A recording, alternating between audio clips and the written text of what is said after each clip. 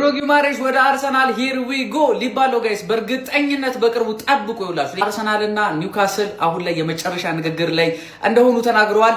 በ75 ሚሊዮን ፓውንድ ተስማምተዋል። ብሩኖ ጊማሬሽ እንግዲህ ወደ አርሰናል ለመቀላቀል እጅግ በጣም ፍላጎት እንደነበረውና ከክለባችን ጋር ቀድሞ እንደተስማማ አስቀድመው ዜናዎች እንዳለ በርከት ያሉ መረጃዎች ጠቁመው ነበረ።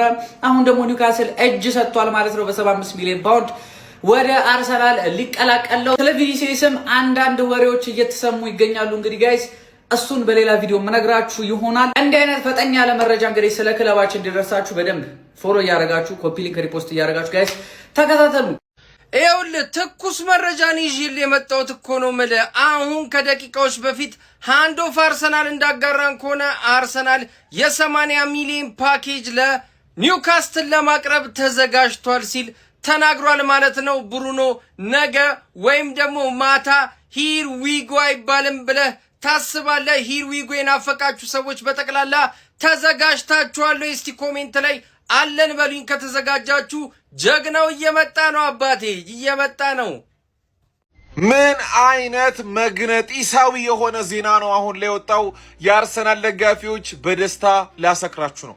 እንደምታውቁት ይሄ ዝውውር እኔም ብቻ ሳይሆን እናንተንም ስልችት እንዳረጋችሁ አውቃለሁ። አሁን ላይ ግን እጅግ በጣም አስደሳች ዜናን ይዤላችሁ የመጣሁት የኒውካስትል አሰልጣኝ ኤዲ ሃው ከኒውካስትል አሰልጣኝነታቸው ተነሱ ወይም ከኒውካስትል ጋር ተለያዩ።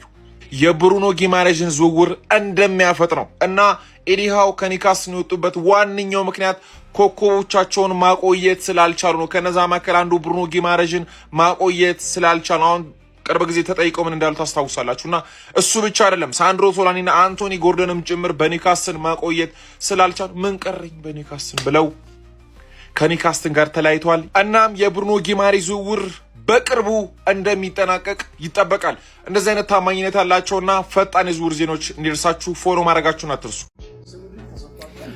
ጋይስ ብሩኖ ጊማሬሽን ለማስፈረም አርሰናል ሁለተኛ የዝውውር ጥያቄ አንዳንዶች አስገብቷል፣ አንዳንዶች ዛሬ ወይም ነገ ያስገባሉ ብለው ተናግረዋል። በዝርዝር መረጃዎቹ እየጠቆሙ የሚገኙት ጉዳይም ያን ነው የሚያመላክተው። ስለ ብሩኖ ጊማሬሽ ብዙ ነገሮች ተብለዋል። እንደምታውቁት ይህንን ተጫዋች ለማስፈረም ግዴታ ውስጥ የገባ እግር ኳስ ክለብ ነው። ከፊት የሚገኘው ቡድን አርሰናል ነው። ፐርሰናል ተርም ጨርሷል። የሚቀረው መስማማት ብቻ ነው። መረጃዎች እንደሚጠቁሙት ከሆነ 75 ሚሊዮን ፓውንድ አዶንሱን ጨምሮ ማለት ነው። አዶንሱን ጨምሮ ማለት ይሄ ተጨማሪ እንዴት ነው አቁሙ እየታየ በሚጨመሩ ወጪዎችን ጨምሮ አጠቃላይ 75 ሚሊዮን ፓውንድ አርሰናል ፓኬጅ አስገብቷል እየተባለ ነው። እንግዲህ ሌሎች የዝውውር ምንጮች በኤስፔን ብራዚል እንደዛ አድርጎ እየዘገበ ይገኛል። አንዳንዶች ገና አላስገባም ግን ያሰቡት ገንዘብ ይሄንን ነው ብለውም ደግሞ እየጠቆሙ የሚገኙም እንዳሉ መናገር እንችላለን። ብሩኖ ጊማሬሽ ዘርፈ ብዙ ጠቀሜታ ያለው ተጫዋች ነው። ለጥያቄ የሚቀርብ ጉዳይ አይደለም። እንደው በ30 ሰከንድ ለመግለጽ ያክል 9 ጎል አስቆጥሮ 5 ኳስ አመቻችቶ ማቀበሉ 8 ቁጥር ላይ መጫወት እንደሚችል ይነግራችኋል በደንብ ማለት ነው። እንግዲህ የኒውካስትል ዩናይትድ ከፍተኛ ጎል አስቆጣሪ ሆነ ያጠናቀቅ ተጫዋች ነው በነገራችን ላይ። ፕላስ 6 ቁጥር ላይ እንደምታውቁት ነው ዲፕላይንግ ሚድፊልደር ሚና ላይ ወደ ኋላ እየተመለሰ ከግብ ጠባቂ ኳስ በማስጀመር በፕሬስ ሬዚስታንት ኳሊቲዎቹ ጫና የመቋቋም አቅም ቢበልጥ ኳስን አደራጅቶ ወደፊት የመውጣት አቅምና ክህሎት ያለው ተጫዋች ነው ብሩኖ ጊማሬሽ። እንደዚህ አይነት ተጫዋች ነው ያጡት ከሚኬል ሜሪኖና ከዙቢሜንዲ ጋር ኢዘር ከሃቨርትዝና ከኦዴጋርድ ጋር ከማንም ጋር ይሁን መጣመር ይችላል። ሌላው አንገብጋቢው ጉዳይ ለአርሰናል እግር ኳስ ክለብ ደጋፊዎች በጣም በትልቁ መስመር ያለባቸው ጉዳይ ዴክላን ራይስ አንድ ሐሙስ ነው የቀረው። በቃ ሰውነቱ አፍ አውጥቶ እረፍት ስጠኝ እያለ ይገኛል። በቃ በግድ ነው እየጎተተው ያለው ሰውነቱን ግልጽ ነው እየታየ ይገኛል። ከ5300 ደቂቃ በላይ መጫወት ማለት በጣም ከባድ ነው። እንኳን መጫወት አይደለም እንደው መኪና መንዳት ራሱ ታውቃላችሁ እረፍት ይፈልጋል መኪና ራሱ። ስለዚህ በቃ እረፍት ያስፈልጓል ዴክላን ራይስ 100% ለጥያቄ የሚቀርብ ጉዳይ አይደለም። ለዛ ሲባል ብቻ ብሩኖ ጊማሬሽ ቢያንስ ኤምሬትስ መድረስ መቻል አለበት። ሚኬል አርቴታ ቦልድ ስቴትመንት በድጋሚ ሰጥቷል ከፕሪሲዝን ጨዋታዎቻቸው በፊት ማለት ነው።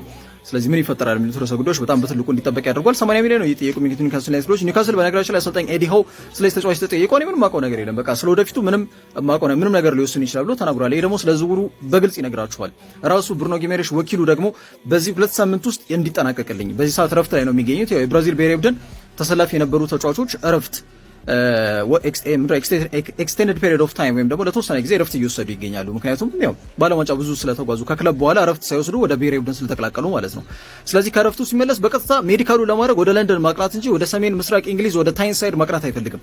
ቶሎ እልባት እንዲያገኝለት ይፈልጋል ብሩኖ ጊማሬሽ። ይሄንንም አጽንኦት ሰጥቶበታል።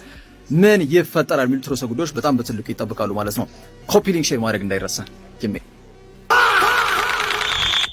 እጅግ ወሳኝ የተባለ መረጃ ብሩኖ ጉማሬሽና ክለባችን አርሰናልን በተመለከተ በአሁኑ ሰዓት ተሰምቷል። ኮፕሊንካችሁ ያስፈልገኛል። በደንብ ኮፕሊንክ እያደረጋችሁ ተከታተሉ። እንግዲህ በኒውካስትል ቤት ከባድ ነገር እየተፈጠረ ነው። ሰበር በተባለ መረጃ እንግዲህ ከጥቂት ደቂቃ በፊት የኒውካስትሉ አሰልጣኝ ኤዲ ሃው ከኒውካስትል ጋር መለየታቸው ተረጋግጧል። በነገራችን ላይ ኤዲ ሃው ከኒውካስትል ጋር የተለያዩበት ዋነኛ ምክንያት እንደ አንቶኒ ጎርደን እና ቶናሊ የመሰሉ ተጫዋቾች በዚህ ክረምት መሸጣቸው፣ አሁን ደግሞ ወሳኝ የሚሉት ተጫዋች ብሩኖ ጉማሬሽ ወደ አርሰናል ለመሄድ እጅግ ከፍ ያለ ደረጃ ላይ መድረሱ ከኒውካስትል ዩናይትድ ጋር እንዲለያዩ እንዳደረጋቸው በስፋት እየተዘገበ ይገኛል። አርሰናልም እንግዲህ ባለፉት ጥቂት ሰዓታት ውስጥ የብሩኖ ጉማሬሽን ዝውውር ለማጠናቀቅ ያለው ተስፋ እጅግ ከፍ ያለ መምጣቱን ቤን ጃኮብስ ዘግቧል ማለት ነው።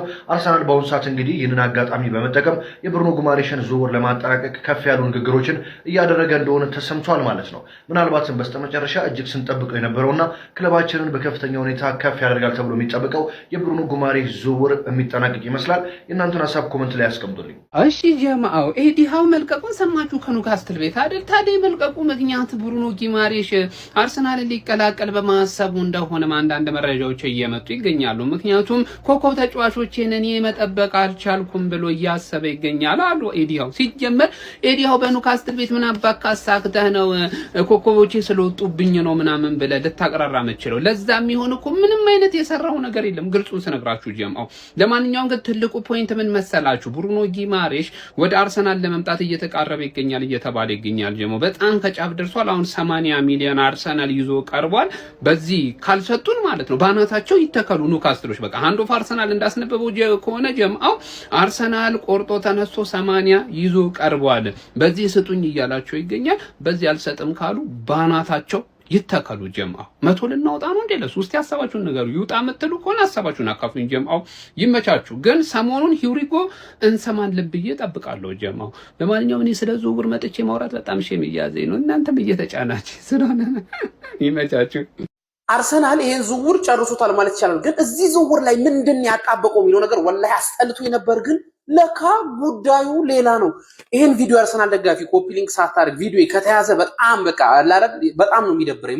ምርጦች እንዳለ ኮፒ ሊንክ አድርጉትና ይኸውልህ ቶናሊን ኤዲ ሃው ሲሸጥ ኖርማል ነው አለ። እነ ጎርደንን ሸጠ፣ ብዙ ተጫዋች ሸጠ። ጉማሬሽ ግን ሲለቅ ምንድን ነው ያለው? እኔም ስራዬን ነው የምለቀው። ምክንያቱም ጉማሬሽ ነው ቡድኑን የያዘው። አሁን እኛ የምናስፈርመው ኒውካስትል ዩናይትድ ነው። አይገርምም? አሰልጣኝ አንድ ተጫዋች ከተሸጠ ስራ ይለቃሉ። ደሞዙን እንጀራውን እስከ መልቀቅ የሚደርሰው ምንድነው? ቡድኑን ነው የሸጡበት። በቃ ብሩኖ ጉማሬሽ ከሌለ አላረለ እኔ ስራ የለኝም ያውቀዋል። ወራጅ ቀጠና ሊገባውላ የሚችልበት ስጋት አለ። ስለዚህ ይሄ ተጫዋች ብቻውን ከመጣም በቂ ነው። ብቻውን ኒውካስትል እኮ ነው። እስቲ ያስበው። ለማንኛውም አሁን ንግግሮች 100% እያለቁ ነው። በደንብ ኮፒ ሊንክ አድርጉት። ይመጣ በዛሬው ዕለት የተጠናቀቁና ሊጠናቀቁ ከጫፍ የደረሱ ዝውውሮችን አጠራርገን እንመልከት። በመጀመሪያም ኒውካስትሎች አዲስ አሰልጣኝ ቀጥሯል። ማቲያስ ጄሲል የኒውካስትል አሰልጣኝ መሆኑ ተረጋግጧል።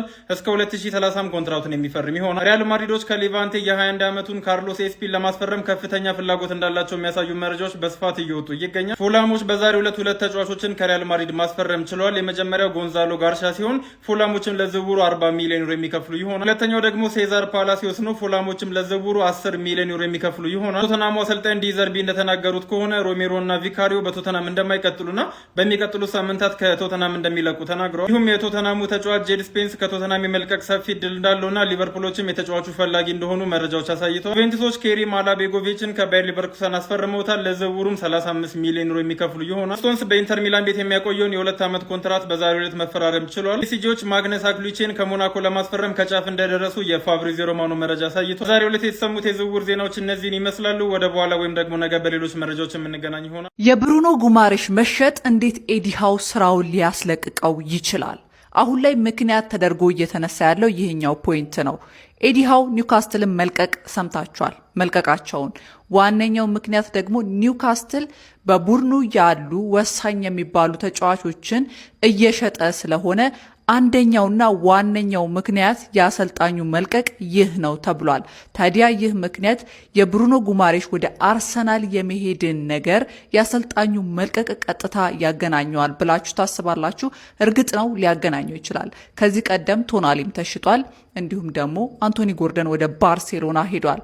እነዚህ የኒውካስትል ወሳኝ ተጫዋቾች ውጤት ላይ ለውጥ የሚያመጡ የምንላቸው አይነት ተጫዋቾች ብለን የምናወራላቸው አይነት ተጫዋቾች ናቸው። ታዲያ እነዚህን የመሰሉ ተጫዋቾች መልቀቅ ያው ስራውን እንዲለቅ አስገድዶታል። ምክንያቱም ቀጣይ አሪፍ ፊርማዎችን ወይም ደግሞ ጥሩ የሚባል ቡድኑን ያዝ የሚያደርጉ ተጫዋቾች ከሌሉ ሊያስመዘግበው የሚችለውን ውጤት አስፈርቶትም ሊሆን ይችላል ይህንን ያደረገው ወይም ደግሞ ከኒውካስትል የለቀቀው። ታዲያ ምናልባት የአርሰናል ወደ ብሩኖ ጉማሬሽ ወይም ደግሞ ብሩኖ ጉማሬሽ የሚያደርገውን ዝውውር የኤዲ ሃው መልቀቅ ያረጋግጠዋል ብላችሁ ታስባላችሁ? እስቲ ሀሳብ አስተያየታችሁን አጋሩኝ።